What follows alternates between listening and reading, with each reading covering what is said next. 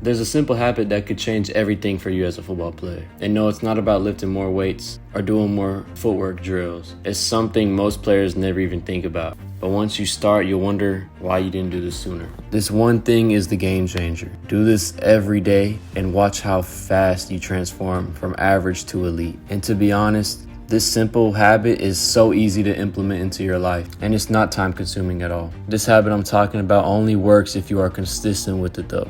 It will keep you progressing on the field, clear your mind, and bring out the real version of you that the universe has been waiting on. And this habit I'm talking about is writing. Yes, like writing something down in your notebook. You probably only write things down when your teacher tells you to, but you have no idea how powerful this is when you're writing about something that you genuinely care about. Right now, I'm gonna show you how writing things down can make you a better football player. But after you watch this video, or during this video, you have to go grab a notebook for this to work and start writing. Just watching this video, not doing what is said, will be a waste of your time, okay?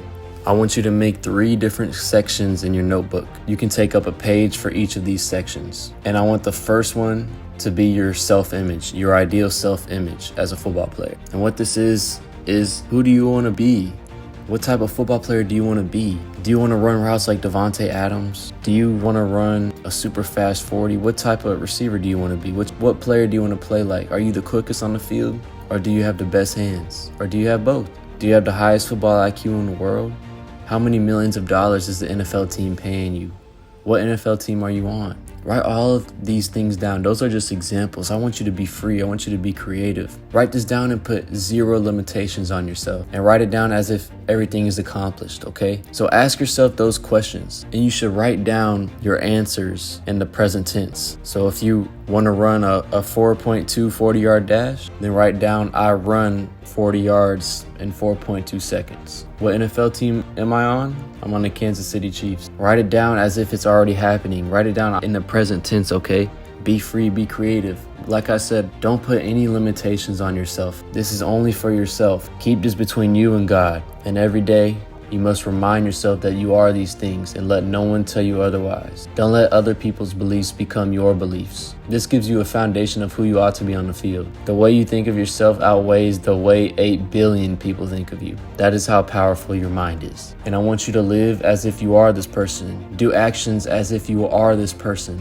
And the next 2 sections will help you do that and will show you what exactly to do. Now for section number 2, you are writing down your long-term goals and your short-term goals. Now that you know what your ideal self-image is as a player, you are now going to write down where you want to be in 6 months, 1 year, 2 years, 3 years, 4 years, 5 years. No matter where you are in your football journey, this applies to every age. Questions you can ask yourself can be, where will I play in 5 years? What will my stats look like next year? What will my 40 time be in 3 years when it's time for me to get ready for the combine? How much money will my contract be in 5 years? Whatever goals you have, be creative and write those goals down. Those are just example questions I gave you to ask yourself. But if you have something I didn't even list in regards to football and it's a long-term goal, write it down. But these are specific to what you wrote down as your self-image. How are you going to be that player that you wrote down for the first section of this journal? So if you wrote down, I run a 4.2 40-yard dash, and right now you run a 4.8, realistically, you can bring your 40 down to a 4.6 in less than 2 years, and probably in way less than 2 years, if I'm being honest. You can do that in a couple months, really. So write down the exact date it is when you are watching this video, and add however many years you want to it in regards to your goal. If you want to accomplish a certain goal in 3 years, write what the date will be in 3 years. And do this with all of your long-term goals, whether it's 6 months, 3 years. By this date, I will have this. That's how you should write it down. By this date, I will run a 4.6 40-yard dash. By this date, I will master a certain release. Do this with all your long-term goals. It doesn't have to be measurable. It can be a certain move you want to perfect before a certain amount of time. Like it can be a goal about perfecting a split release, a rocker step, a hezi, any of these moves. Be free with this. How are you going to accomplish your self-image? And now for every long-term goal you write down from 6 months to 5 years, write down what you can do from the 1 to 2 to 3 month period, all the way down to what you can do this week to progress towards your goal. For example, if you wrote down you want 0 drops next season, then now you have to catch at least 100 balls a day, every day starting today. Or if there is a certain amount of weight you want to lose, what will you do this week to lose 1 pound? So now that you've wrote down your self-image, your long-term goal, what you can do in your short-term 1 to 3 month period, here's where the magic happens. Now that you wrote down exactly what you can do this week for all of your goals, the next is the tracking section. The last 2 sections were cool, but this is the section you want to pay attention to the most and really be specific. In this section, you'll write down your weekly routine, how often you lift, run, do footwork, catch footballs, watch film, meditate, you know what I mean. You will make yourself a schedule to stick to as strictly as you can. I know things outside of football can happen, so I understand if you miss something on your football schedule for family matters, but we can't miss the things in this section too often. This is how we become the best. You must sacrifice, okay? Now that you know your workout routine, how often you're training, now you need to know the structure of your training depending on your goals. Do you want to get more explosive on the field? Emphasize sprint training, lifting heavy, and practicing the moves that you want to be explosive with. Track the weights you do every week for every exercise throughout the week. Track the amount of jumps you do throughout the week. Track the amount of footballs you catch in a week. Tracking all of this will lead us into the 10% rule. Now that you have tracked everything, especially for the specific actions you are taking for the goals you wrote down, you must increase it by 10% every week, okay? For example, if you caught 100 footballs a day, every day for the week, that adds to 700, okay? Multiply 700 by 0.1, and that's 70. And you add 70 to 700, that's 770. And that's the amount of footballs you need to catch next week. So every day next week, you would catch 110 footballs, okay? Do that specific to your goals. So if you want to increase your vertical, then do that with your jumps. If you want to get stronger, then do that with the weights in your weight room. And even if your main priority isn't to get stronger, you should still be doing that, the 10% rule in the weight room, okay? Makes sense? You can do this with the releases you practice. This rule makes sure you are progressing every week in a safe amount.